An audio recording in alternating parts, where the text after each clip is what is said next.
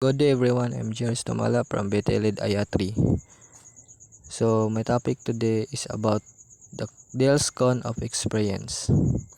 The cone is a visual analogy, and all analogies does not bear an exact and detailed relationship to the complex elements, and it represents illustrations dramatized expert Edgar Dale. Learning objectives. What is the cone of experience? To define and arrange the bands of experience inside the cone according to degree of abstractions. The cone of experience, first introduced in Dale's 1946 book, Audiovisual Methods in Teaching, designed to show the progression of learning experience, Dale 1969, page 108, from the concrete to abstract. So here's the 11 stages of Dale's cone of experience. Direct and purposeful. Direct first-hand experience have a different participation in the outcome. Use of all our senses. So the example is the making a laboratory experiment. Second, contrived experience. Models and mock-ups.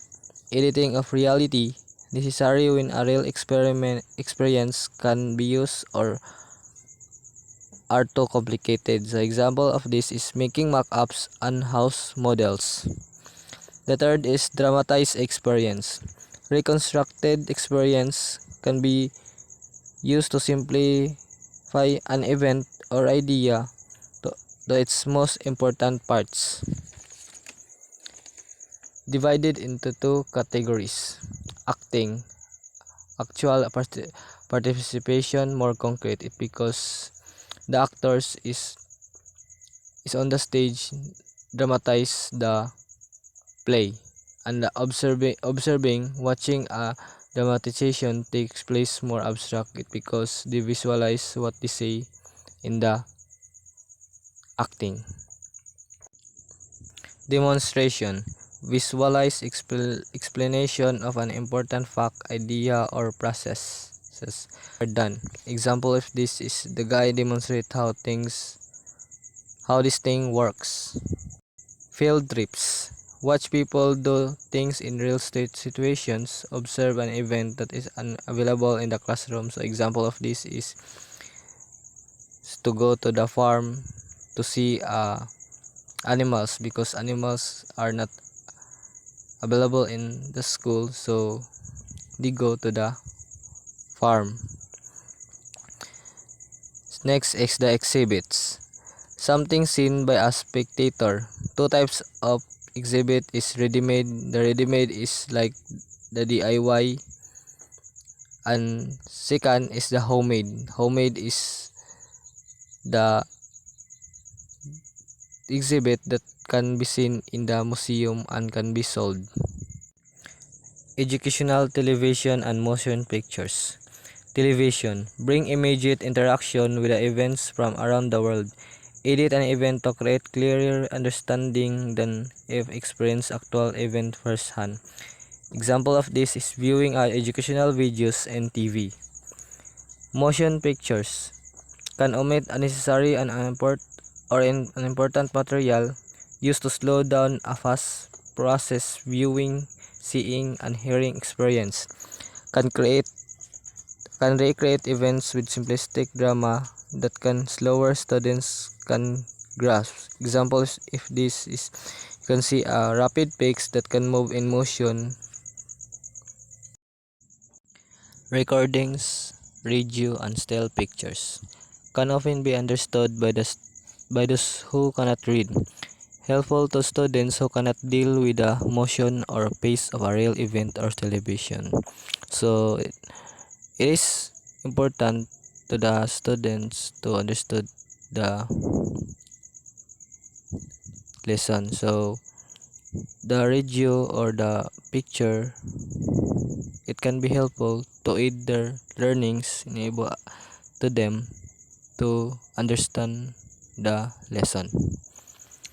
Visual symbols. Chalkboard and overhead projector, the most widely used media, help students see an idea, event, or process. So these visual symbols is the common uses in the classroom, like like they can see the projector project a picture or a picture to the lesson. Verbal symbol, two types. Written words, more abstract, it because to visualize what is written on the board. Spoken words, less abstract, so it is direct learning to the students because they can easily understand what they say to the teacher.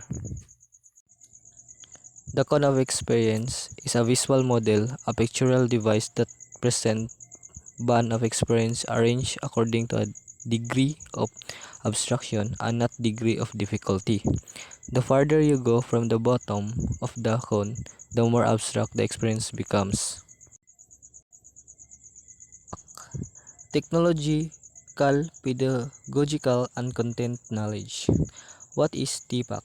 It highlights the kinds of knowledge required by teachers for the effective integration of technology in the classroom. Technological knowledge or TC. Knowledge about technology. So this is common for us, the technology. Pedagogical knowledge or PK. Knowledge about process or practices or methods. Content knowledge or CK. Knowledge about the subject matter to be learned or taught. Technological pedagogical knowledge or TPK. The ability to choose a technological tool based on the learning experience. So example of this is when the teacher teach ICT subject, so they can use a computer as an example. Pedagogical content knowledge or PCK.